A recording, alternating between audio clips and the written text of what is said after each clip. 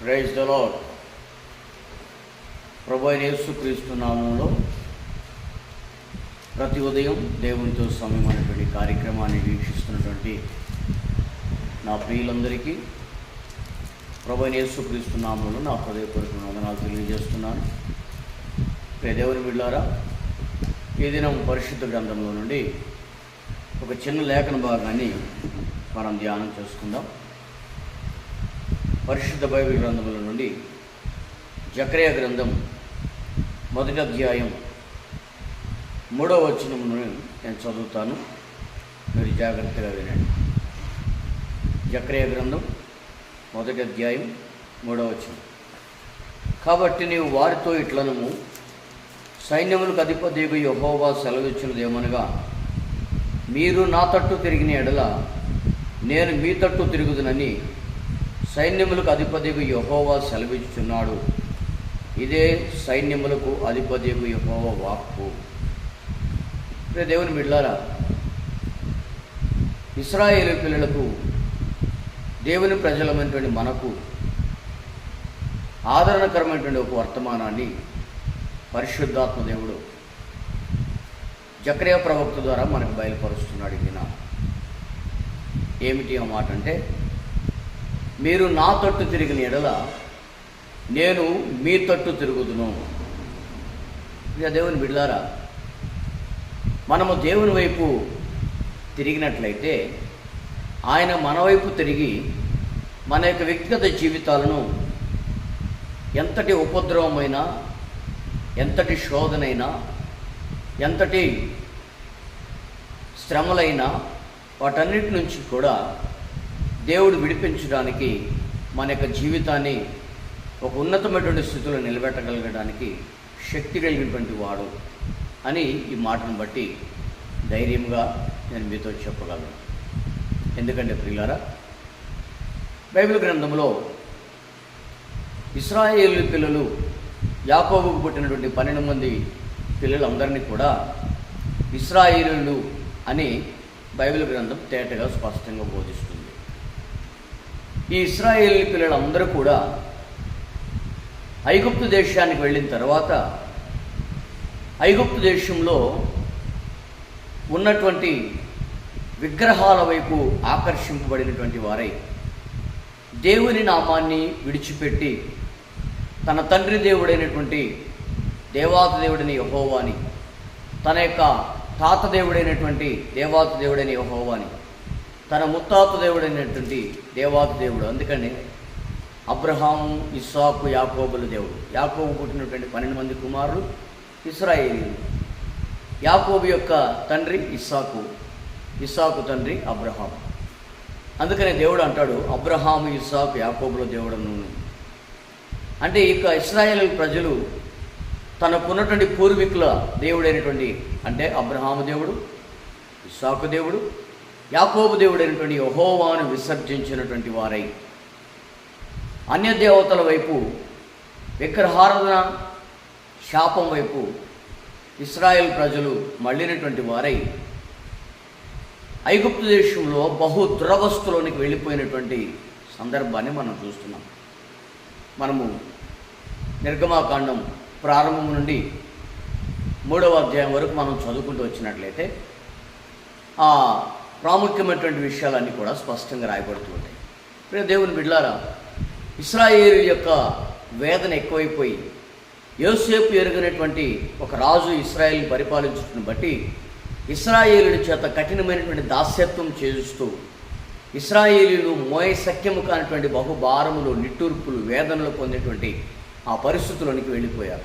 దానికి కారణం ఏంటంటే, ఇశ్రాయేలీలు తమ దేవుడని యెహోవాను విసర్జించారు. మొదటిగా తమ దేవుడని యెహోవాను విసర్జించి అన్య దేవతల వైపు, విగ్రహారాధన శాపం వైపు మొరలేటును బట్టి, విగ్రహారాధన శాపం వైపు తిరుగుతున్న బట్టి ఇశ్రాయేలు యొక్క వెట్టి చాకరీ ఎక్కువైపోయింది. బానిసత్వ బ్రతుకులోకి వెళ్లాల్సిన దౌర్భాగ్యమైన పరిస్థితి. ఇప్పుడు దేవుని బిడ్డలారా, అందుకనే నిర్గమాకాండం 3వ అధ్యాయం 7వ వచనంలో ఒక మాట రాయబడి ఉంటుంది. ఆ మాట నేను చదువుతాను, జాగ్రత్తగా వినండి. నిర్గమాకాండం 3వ అధ్యాయం 7వ వచనం. మరియు యెహోవా ఇట్లనెను, నేను ఐగుప్తులో ఉన్న నా ప్రజల బాధను నిశ్చయముగా చూచుదుని. పనులలో తమను కష్టపెట్టు వారిని బట్టి వారు పెట్టిన మొరను వింటిని. వారి దుఃఖములు నాకు తెలిసి ఉన్నవి.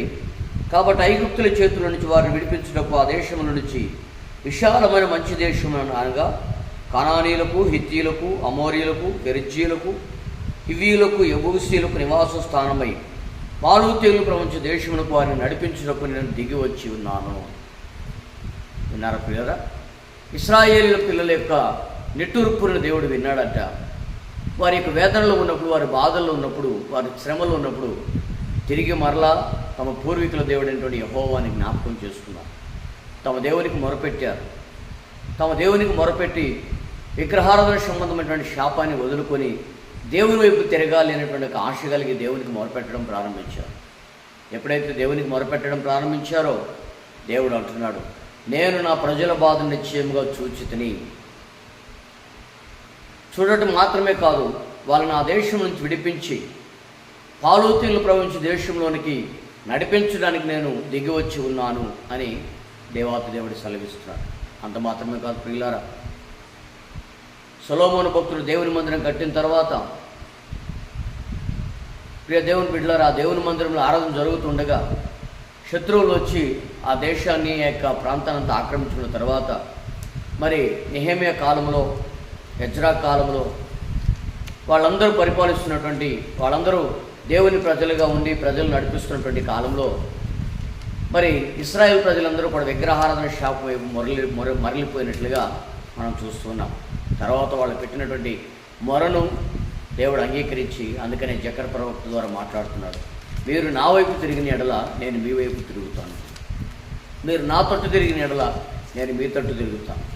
చూడండి ప్రియమైన దేవుని బిడ్డలారా, దేవుని వైపు మనం తిరగలిగినట్లయితే దేవుడు మన వైపు తిరిగి మన యొక్క నిట్టూర్పులన్నింటినీ కూడా కొట్టివేసి, మన యొక్క బాధలన్నింటినీ కూడా కొట్టివేసి మహిమ కలిగినటువంటి ఒక ఉన్నతమైనటువంటి స్థితిలోనికి దేవుడు మనల్ని తీసుకుని వెళ్ళడానికి శక్తి కలిగినటువంటి వాడుగా ఆయన మన కొరకు నిలబడి ఉన్నాడు.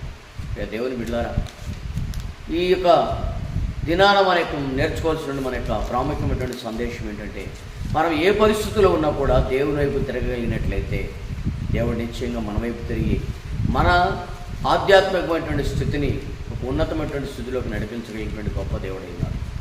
అంత మాత్రమే కాదు, కొత్త నిబంధన గ్రంథంలో ఒక ప్రాముఖ్యమైనటువంటి వ్యక్తిని గురించి నేను మీకు తెలియజేస్తాను. ఆయన పేరేమిటి? జక్కయ్య. జక్కయ్య యేసు ఎవరో ఆయన చూడగోరెను. విన్నారా పిల్లరా? యేసు ఎవరైనా చూడగోరెను కానీ జనులు బహు విస్తారంగా ఉన్నందున జక్కయ్య చూచుటకు వీలు పడక జక్కయ్య మేడు చెట్టు ఎక్కి యేసు వైపు తిరిగి యేసును చూడాలనేటువంటి ఒక ఆశతో మేడు చెట్టు ఎక్కున్నాడు.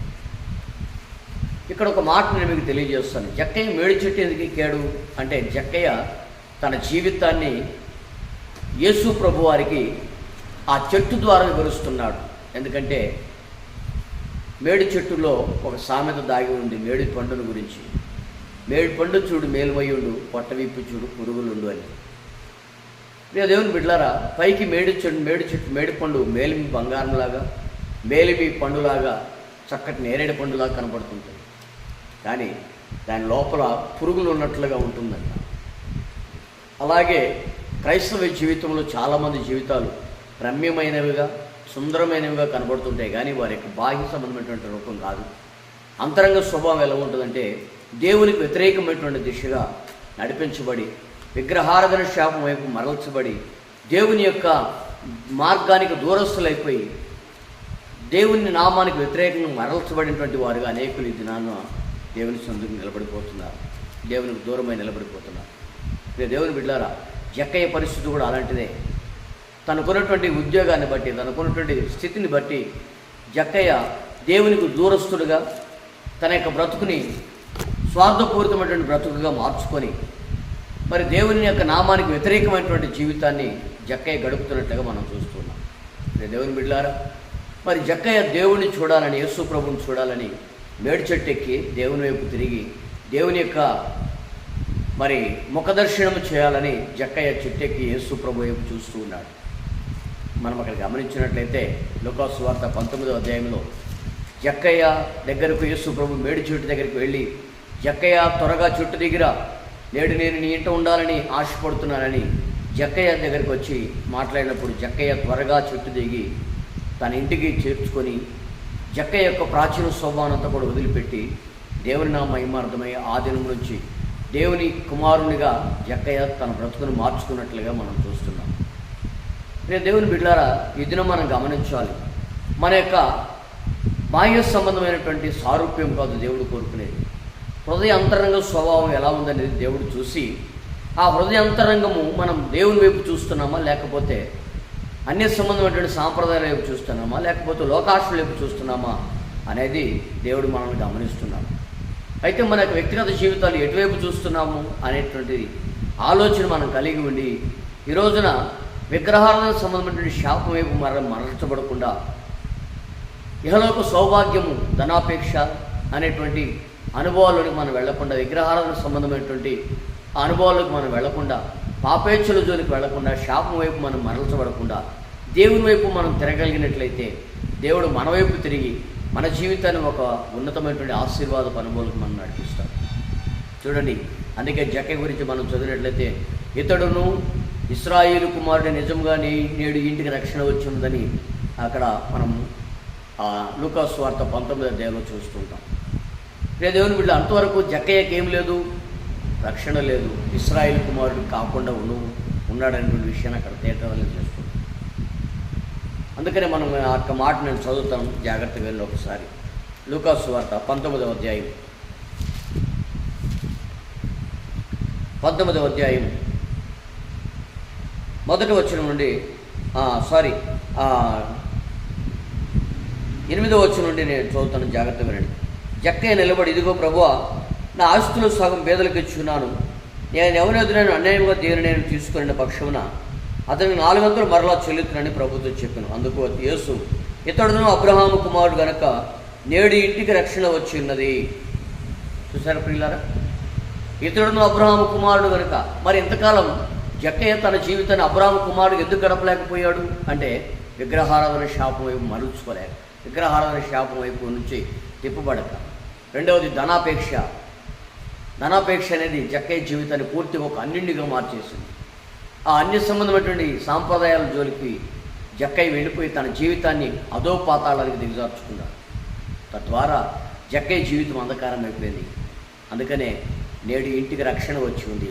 ఇతడు అబ్రహాము కుమారుడే అని సాక్షాత్తు ప్రభువైన యేసుక్రీస్తు ప్రభువారే జక్కయ్యను గురించి సాక్ష్యం ఇస్తున్నారు. దేవుని బిడ్డలారా, జక్కయ్య ఎప్పుడైతే మారు మనసు పొంది దేవుని వైపు తిరిగి మరి తన యొక్క ఉన్నటువంటి పాపానంతా కూడా దేవుని వైపు ఒప్పుకున్నాడో, దేవుని వైపు తిరిగి ఒప్పుకున్నాడో, అప్పుడు జక్కయ్య జీవితంలో ఒక నిజమైనటువంటి రక్షణార్థమైనటువంటి ఒక జీవితాన్ని దేవుడు అనుగ్రహించి పెట్టున్నాడు. ఈ రోజున ఈ యొక్క వాక్యం వింటున్నటువంటి ప్రియ దేవుని బిడ్డలారా, మనం ఏ స్థితిలో ఉన్నాము అనేటువంటి విషయాన్ని మనం ఒకసారి గ్రహించి మన ప్రాచీన స్వభావాన్ని మనం వదులుకొని అన్ని సంబంధమైనటువంటి ఆచార సాంప్రదాయాలు వదిలిపెట్టి ఒకవేళ ఈలోక సంబంధమైనటువంటి ఆచారపూర్వకమైనటువంటి వ్యవహారాల వైపు, లేకపోతే డబ్బు అనేటువంటి ఈ లోక సంబంధమైనటువంటి వ్యామోహాలు అనేటువంటి శరీరానుసారమైనటువంటి క్రియల వైపు నీవు ఆధారపడి ఎంతకాలము రక్షణ లేనటువంటి అనుభవాల్లో అపవాది సంబంధిగా నీవు నిలబడి ఉంటావు. కాబట్టి నీ జీవితాన్ని నువ్వు మార్చుకొని జక్కయ్య వలె ఇశ్రాయేలు పిల్లలు మొరపెట్టినట్లుగా నీవు దేవుని వైపు తిరగగలిగినట్లయితే ఆయన నీ వైపు తిరిగి నీ జీవితాన్ని ఒక ఉన్నతమైనటువంటి స్థితిలోకి నడిపించినటువంటి శక్తి కలిగినటువంటి దేవుడు అయి ఉన్నాడు. కాబట్టి ప్రియ దేవుని బిడ్డ, నీ యొక్క వ్యక్తిగత జీవితాన్ని ప్రభు చేతికి అప్పగించుకో. ఎప్పుడైతే జక్కయ్య ఇంట్లోనికి ఆయన వచ్చాడో, యేసు ప్రభు వారు వచ్చాడో, జక్కయ్య యేసు ప్రభు వారి ముఖం వైపు చూడగానే యేసు ప్రభు వారి యొక్క ముఖ క్రాంతిలో జక్కయ్య రహస్యమైనటువంటి పాపాలన్నీ కూడా జక్కయ్య కనబడుతున్నాయి. అందుకని కీర్తనకారుడు అంటున్నాడు, నీ ముఖకాంతులో మా రహస్య పాపాలు కనబడుతున్నాయని దావీదు భక్తుడితో అంటున్నాడు. దేవుని బిడ్డలారా, జక్కయ్య కుటుంబంలోనికి యేసు ప్రభు వచ్చిన తర్వాత యేసయ్య వెలుగు జక్కయ్య కుటుంబంలో ప్రసరింపజేయబడిన తర్వాత జక్కయ్యలో ఉన్నటువంటి ప్రాచీన స్వభావం అంతా కూడా జక్కయ్యకు ప్రత్యక్షపరచబడి తన పాపాన్నంతా కూడా ఒప్పుకొని ఇశ్రాయేలు కుమారుడుగా మార్చబడుతున్నాడు, అబ్రహాం కుమారుడుగా మార్చబడుతున్నాడు, దేవుని కుమారుడుగా మార్చబడుతున్నాడు. ఇక దేవుని బిడ్డలారా, మనం కూడా ఈ రోజున ఏ స్థితిలో ఉన్నామో, ఎటువైపు తిరిగి ఎవరి వైపు చూస్తున్నామో అనేటువంటిది మనకు బాగుగా తెలుసు. కాబట్టి దేవుని వాక్యం మనకు తేటగా తెలియజేస్తుంది ఏంటంటే, నీవు దేవుని వైపు తిరగలిగినట్లయితే ఆయన నీ వైపు తిరుగుతాడు. నీ వైపు తిరగడం మాత్రమే కాదు, నీ కుటుంబంలో సంతోష సమాధానాలు, సమృద్ధి అయినటువంటి ఆశీర్వాదమును, ఆరోగ్యమును దేవుడు నీకు అనుగ్రహించి ఒక గొప్ప కృపను నీడల కనపరచగలిగినటువంటి శక్తి కలిగిన దేవుడు మనం ఆరాధిస్తున్న యేసుక్రీస్తు. కాబట్టి యేసుక్రీస్తు ప్రభువారికి నీ యొక్క విలువైనటువంటి జీవితాన్ని నువ్వు అప్పగించుకొని దేవుని వైపు నువ్వు తిరగలిగినట్లయితే ఆయన నీ వైపు తిరిగి నీ జీవితాన్ని ఉన్నతంగా నడిపిస్తాడు. కాబట్టి ఒక చిన్న ప్రార్థన చేసుకుందాం. మరి ప్రభా, నేను నీ వైపు తిరుగుతానయ్యా, నీవు నా వైపు తిరుగు, నా ఇంట్లో రక్షణ దయచేయి, ఇశ్రాయేలు కుమారుడుగా, అబ్రాహాము కుమారుడుగా నీవు నన్ను మార్చని నువ్వు ప్రార్థన చేసుకోగలిగినట్లయితే దేవుని యొక్క వ్యక్తిగత జీవితాన్ని ఉన్నతంగా మార్చడానికి శక్తి కలిగినటువంటి వాడు. కాబట్టి ఒక చిన్న ప్రార్థన చేసుకుందాం. మహాపరిశుద్ధుడా మీకు వందనాలు ప్రభా. దయగల తండ్రి, మీరు మాట్లాడిన ప్రతి మాటను బట్టి స్తోత్రాలు. ఏదైనా ప్రభా మీరు మాట్లాడిన మాటను బట్టి వందనాలు తెలుస్తుంది. అయ్యా, మీరు నా వైపు తిరిగిన ఎడల నేను మీ వైపు తిరుగుతానని మీరు తెలియజేశారు తండ్రి. మీరు మా వైపు తిరిగినట్లయితే నైనా, మరి మేము మీ వైపు తిరిగినట్లయితే మా రహస్య పాపాలన్నీ మీకు కనబడుతుంటాయి తండ్రి. వాటిని మేము ఒప్పుకున్నప్పుడు నైనా, మా రహస్య పాపాలన్నీ కూడా మేము ఒప్పుకున్నప్పుడు మా బ్రతుకుల్లో జక్కే జీవితంలో ఏ విధమైనటువంటి ఆశీర్వాదం కలిగిందో, వాటన్నిటి ఒప్పుకొని విడిచిపెట్టడం వల్ల ఏ విధమైన ఆశీర్వాదం కలిగిందో అటువంటి ఆశీర్వాదం మా కుటుంబాలకు కూడా దయచేయమని కోరుతున్నాం. అలాగే తండ్రి, ఆనాడు ఇశ్రాయేలుడు నీ నామాన్ని విసర్జించి అన్ని సంబంధమైనటువంటి సాంప్రదాయాల వైపు వెళ్ళి ఆయన అంధకారంగా వారి జీవితాన్ని మార్చుకొని ఉన్నారు. తిరిగి నీ వైపు తిరిగి నీకు మొరపెట్టినప్పుడు ప్రభా, నీవు వారి వైపు తిరిగి వారి బాధలు చూసి వారి నిట్టూర్పులు విని వారిని ప్రభా పాలుతెలు ప్రపంచ దేశం వైపు నడిపిస్తావని మీరు తెలియజేశారు తండ్రి. ఆ రీతిగా మా జీవితం ఇది దినమనం తండ్రి, మరి అంధకార బ్రతుకుల్లో మేము కొనసాగుతున్నట్లయితే తండ్రి, మా యొక్క జీవితాలు మీ వైపు తిరగాలని మేము ఆశపడుతుండగా అయ్యా, మేము మీ వైపు తిరుగుతుండగా మీరు మా వైపు తిరిగి మా బ్రతుకులు ప్రభావ ఉన్నతమైనటువంటి స్థితిలో నిలబెట్టమని, సర్వమహిమ ఘనత ప్రభావాలు మీరే పొందుకోమని ఈ దినపు మాట ద్వారా మమ్మల్ని బలపరిచి అయ్యా, ఈ యొక్క మాటలో లోతైన సారాంశాన్ని మేము గ్రహించినట్లుగా కృపనిచ్చి మమ్మల్ని బలపరచండి. మహిమ ఘనత ప్రభావాలు మీరు పొందుకోమని మీ ఘనమైన కృపల హస్తానికి అప్పగిస్తూ యేసు నామమున అడిగి వేడుకొనిచున్నాము తండ్రి, ఆమేన్. మంచిది ప్రియులారా, ప్రభువైన యేసుక్రీస్తు నామమున మీ అందరికీ నా హృదయపూర్వక వందనాలు. మరి యొక్క వాక్యాన్ని మీరు వినండి, అనేకులకు షేర్ చేయండి, తద్వారా మా పరిచయం ప్రోత్సహించండి. మరి ఇంకా మీరు ఎవరికైనా ప్రార్థన అవసరమైనట్లయితే స్క్రీన్ మీద కనబడుతున్నటువంటి ఫోన్ నెంబర్లకి మీ ప్రార్థన అవసరం పంపగలరని సగనంగా తెలియజేస్తూ ఈ మాటలు ముగిస్తాను. సెలవు తీసుకుంటాను.